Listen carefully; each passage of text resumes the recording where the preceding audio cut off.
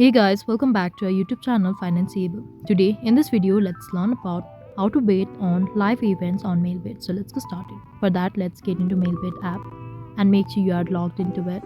After that, we need to click on this menu icon over here on the top, on the bottom right, and here we can see this live option. Simply tap on that and you can choose the type of sport you want to bet on. So let's go for basketball for now, and let's go for this one, and you can choose it. Once you are done with all of the details, simply tap on any of this and choose the amount. And once you are done with all of the information, and you can add the promo code as well. After that, we need to simply click on bet and add our details to finally bet on the live event. So that was all. I hope you liked the video. Please do like and subscribe. Thanks for watching.